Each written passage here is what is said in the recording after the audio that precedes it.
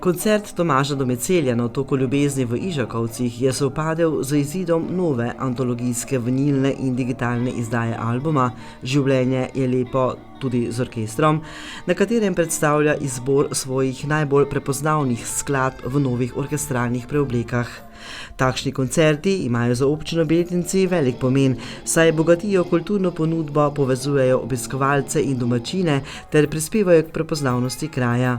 Hkrati predstavljajo priložnost za ohranjanje kulturne dediščine in ustvarjanje novih glasbenih doživetij. Več o tem župan občine Beltinci Marko Virak. Seveda bi lahko povedali ne samo za občino, pa jaz verjamem, da tudi za širše.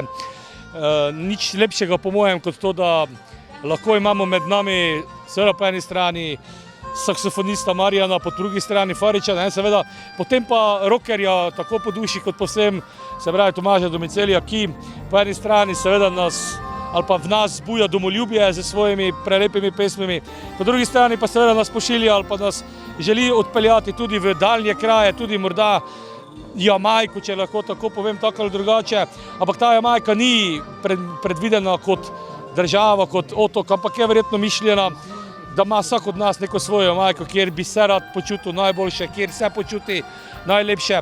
Predvsem pa, da gre tukaj po eni strani tudi za zlitje seveda, torej tako kot seveda nekega velikega domoljubja in pa tudi nekega dovoljenih sanj, iluzije in pa vsega.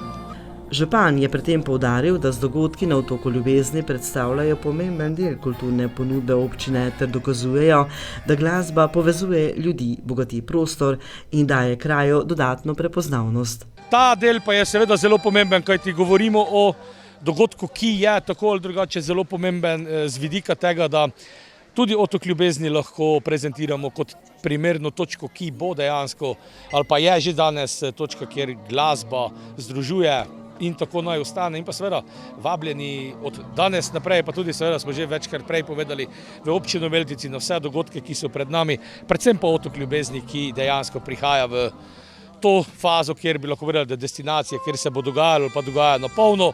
In pa seveda pred nami so Mednarodni folklorni festival in vse ostalo, torej ogromno dogodkov v občini Beltinci, na katere bi lahko rekli, da je greh, če se jih zamudi.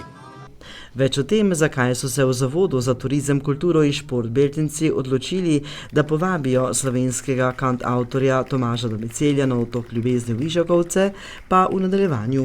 Pravzaprav je Tomaž tisti, ki je prepesnil Mlinarja na Muri, tako da ima navdih in pa seveda tudi energijo, da bomo danes ali pa tokrat prvič nekako projicirali glasbo z reke, se pravi iz Broda, spremljal ga bo Marijan Farič, tako da jaz upam, da bo en krasen večer, vreme je že primerno, upam, da bomo zdržali do konca in uživali v tem prekrasnem večeru.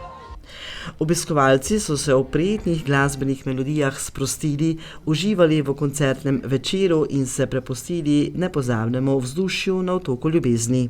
Sprostitev v objemu sence, v objemu reke in pa seveda to, kar spada zraven, nekaj osvežite in pa okrepčila v hrane. Obiskovalci so se za obisk koncerta odločili zaradi želje po prijetnem druženju, kakovostni glasbi in priložnosti, da v edinstvenem okolju Otoka ljubezni doživijo večer poln melodij in lepih trenutkov.